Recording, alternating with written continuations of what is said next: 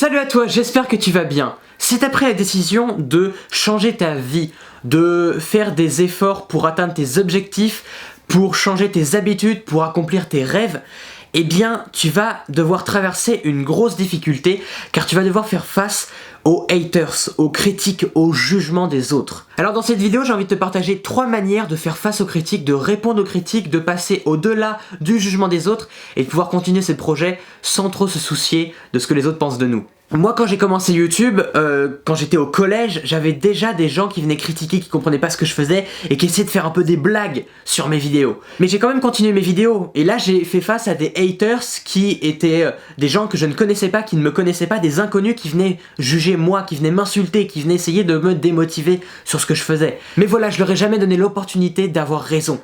Je les ai jamais laissés gagner. J'ai toujours continué à faire mes vidéos car j'aimais ce que je faisais. Je me souviens, il y a quelques années, j'avais fait une vidéo sur le rappeur Riless. C'était après la vidéo de Seb Lafrite. J'avais vu la vidéo de Seb Lafrite, j'en avais parlé sur ma chaîne et je voulais aussi parler de ce rappeur parce que je trouvais génial ce qu'il faisait. Et je faisais des vidéos quotidiennes à l'époque. Du coup, je cherchais tous les jours un peu un nouveau thème à aborder. Et le thème du jour, c'était voilà ce rappeur Riless parce que je l'avais découvert avec la vidéo de Seb Lafrite. Et bien, vu que la vidéo de Seb était sortie avant, je l'avais découvert donc j'avais même parlé de la vidéo de Seb dans ma vidéo. Et bien, j'avais eu tout un tas de critiques de gens qui disaient que je venais copier, que je venais plagier, je venais suivre la vague, alors que j'avais fait des centaines de vidéos avant et que je parlais juste d'un autre sujet et que j'amenais même de nouvelles thématiques un petit peu dans la vidéo, autre que la vidéo de Seb. Et pourtant, j'avais eu toute une vague de critiques et de haters qui sont venus m'attaquer. Je me souviens recevoir à minuit pendant que je terminais un montage des genres va te pendre et des insultes et des choses comme ça qui sont vraiment dures, qui sont vraiment horribles. Et en fait, y a un gars qui avait écrit un pavé pour m'insulter, vraiment un pavé, même des gens qui soutenaient ma chaîne, qui voulaient le soutenir, ils avaient jamais écrit des pavés aussi longs. Il y a un gars qui a écrit un énorme pavé en me disant ouais, c'est ignoble ce que tu fais, vraiment, t'es qu'un salaud. Enfin, que des insultes et que des insultes. Puis il a répondu à son propre commentaire et il a dit ah bah je viens de voir tes autres vidéos, c'est grave cool ce que tu fais, désolé je m'abonne. Je vous jure que ce gars avait écrit un pavé pour m'insulter et le commentaire d'après c'était bah désolé, excuse-moi, en fait c'est cool tes vidéos. Et pendant des années il m'a suivi, il a continué à commenter mes vidéos en trouvant ça cool. C'est ça que je trouve ça dingue de partir avec des haters et de réussir avec ton contenu, avec ton travail, à les convaincre bah, qu'ils avaient tort de te critiquer au début.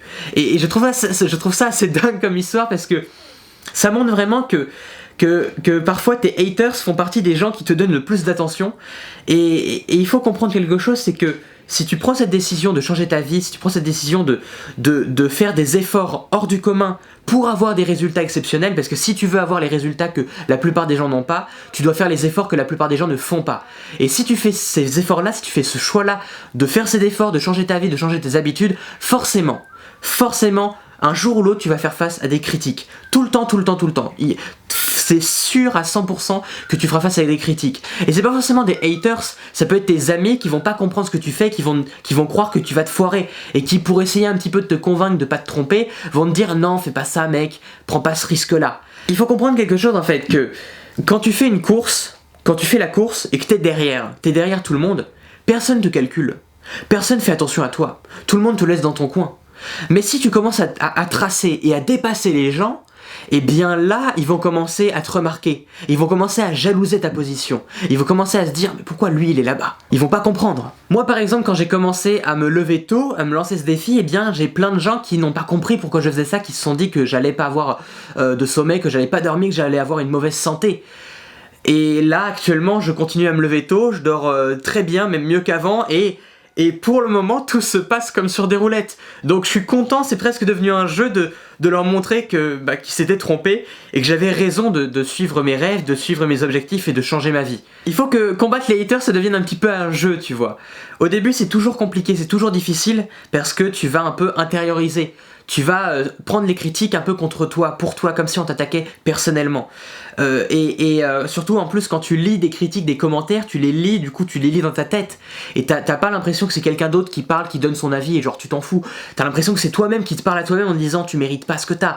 Du coup t'intériorises, tu te fais du mal en fait.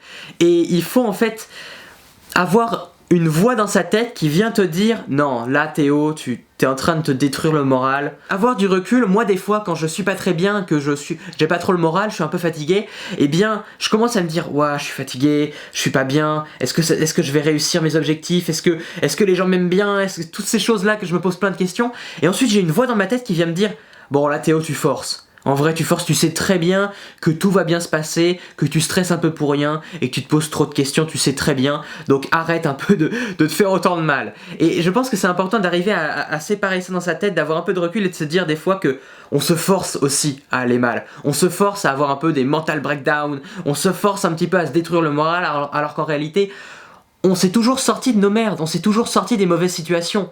On a toujours réussi à s'en sortir. Donc il faut un peu se faire confiance. Il faut arrêter de suivre un peu les critiques et de suivre les premières critiques, c'est dans sa tête. De suivre un petit peu cette voix dans sa tête qui nous dit qu'on mérite pas les choses.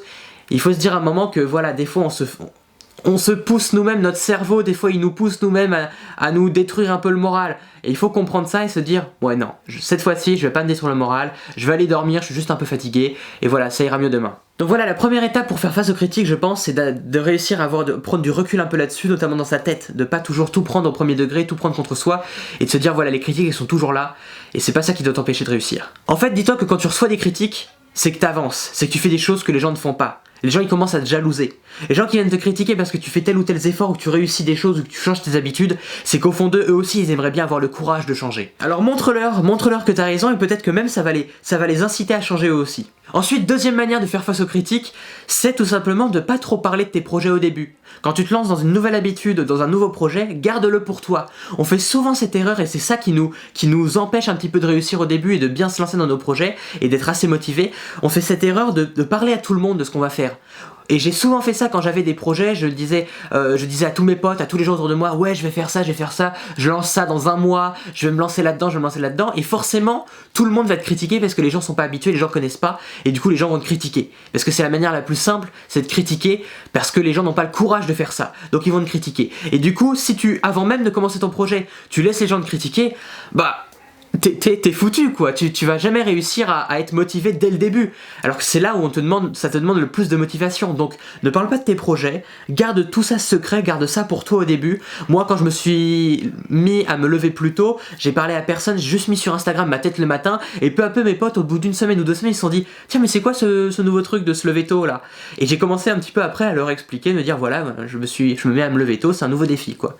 Et en fait au début j'ai rien dit, j'ai laissé un peu faire et comme ça j'étais un peu concentré sur mes tâches, j'ai réussi à rendre ça habituel, à rendre ça plus simple pour moi, et du coup quand les gens commençaient à me critiquer, bah ça m'atteignait déjà plus parce que j'étais déjà bien avancé dans ce défi. Donc voilà, deuxième étape pour ne pas trop subir le regard des gens, et bien de ne pas parler de tes projets au début, de garder ça secret jusqu'à ce que ça soit mis un peu sur les rails et que ça commence à avancer, et ensuite quand tu seras lancé, bah les gens ils auront pas le temps de te démotiver, ça sera déjà trop tard, tu seras déjà bien lancé. Et ensuite, troisième conseil que je peux te donner pour faire face aux critiques, quand quelqu'un te critique et notamment tes amis, eh bien réponds-leur, explique-leur. Il y a 3 manières de répondre je pense. Tout d'abord il y a une manière que je conseille pas trop qui est une manière ironique. Faire un peu de la blague, te moquer un peu de toi-même. Il y a des youtubeurs qui font ça, par exemple, moi j'adore la chaîne YouTube One Kill Studio, Link et Terracid, qui font du divertissement sur des jeux vidéo. Donc c'est pas du tout mon domaine, mais eux ils jouent un peu avec leurs abonnés, les abonnés se moquent un peu d'eux, ils se moquent aussi un peu de leurs abonnés, ils se moquent entre potes, ils jouent en fait.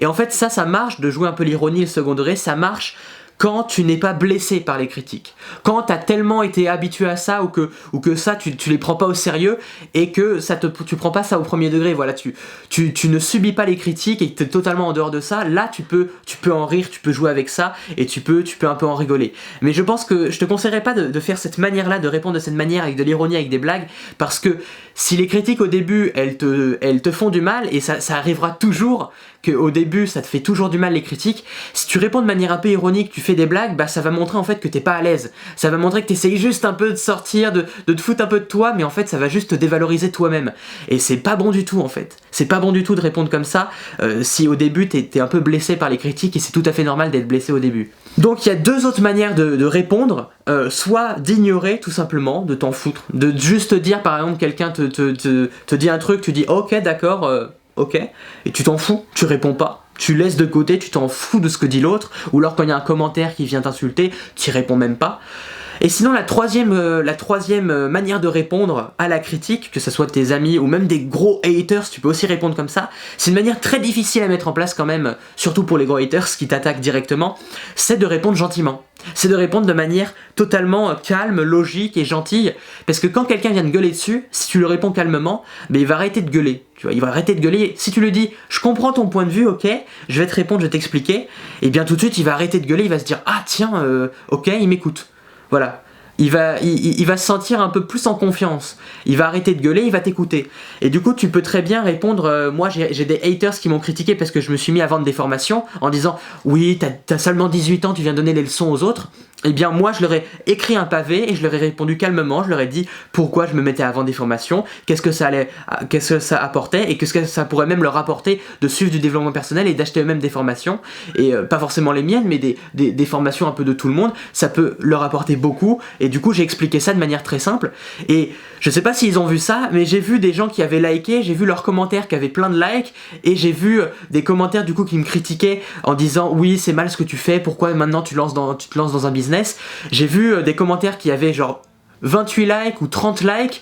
Dès que j'ai répondu, il y a 10 likes qui sont partis. C'est passé à 22 likes. C'est passé à moins de 20 likes. Et j'ai vu que les gens comprenaient ma réponse. Et finalement, ça a peut-être aidé des gens à mieux comprendre ma démarche. En fait, les haters, quand ils te critiquent, ils s'attendent directement au combat. Ils veulent le conflit. Ils veulent que tu leur répondes. Ils veulent venir te battre, venir te combattre, en fait. C'est un jeu pour eux. Donc si tu viens directement répondre gentiment, eh bien, ça vient leur couper l'herbe sous le pied et ils se disent « oh, j'ai plus rien pour l'attaquer, ça le touche pas ». Et ça peut même les convaincre, les convaincre de ton côté, les mettre de ton côté, quoi. Donc voilà, 3 manières de répondre aux critiques, que ce soit chez tes amis ou chez des haters. Eh bien, c'est de répondre soit par de l'ironie, mais ça je te conseillerais pas si ça te touche, de faire trop de blagues là-dessus, de faire des blagues avec les haters, parce que si ça te touche les critiques, même chez tes amis, si ça te touche tout ça, eh bien en fait ça va juste te détruire un peu le moral, de te dévaloriser aussi un petit peu, ça va montrer que t'es pas à l'aise. Soit d'ignorer tout simplement, ou soit de répondre gentiment. C'est parfois un peu difficile de répondre gentiment, mais si t'arrives à le faire, tu peux voir que ça a des résultats assez dingues. Donc voilà, pour résumer, la critique, tu feras face à la critique dès que tu choisis de faire des choses qui sortent du commun, de sortir du lot, tu vas forcément attirer l'attention, donc tu vas forcément te faire critiquer. Et c'est normal, tu dois te dire, je veux montrer à ces critiques qu'ils ont tort, je vais jamais m'arrêter, je vais rien lâcher, et je vais leur montrer que finalement j'ai eu raison de changer.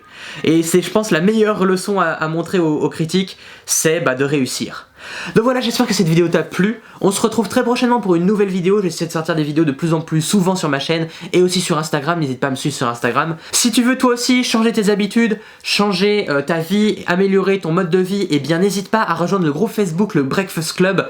Le lien est dans la description. C'est un groupe ouvert à tous ceux qui veulent changer, tous les gens bienveillants qui veulent changer leur vie. On s'entraide, on partage nos conseils et on est vraiment à fond. Donc n'hésite pas à venir, c'est gratuit, t'as juste à cliquer et tu pourras faire partie d'une belle communauté. Voilà, le lien est juste dans la description. Voilà, merci d'avoir suivi cette vidéo, j'espère qu'elle t'a plu, n'hésite pas à me dire en commentaire ce que t'en penses et à donner ton avis sur les haters, sur les critiques et sur les critiques auxquelles t'as dû faire face, que ce soit chez tes parents, chez tes amis ou même chez des haters sur YouTube ou sur les réseaux sociaux. On se retrouve très bientôt, porte-toi bien, à très bientôt, ciao.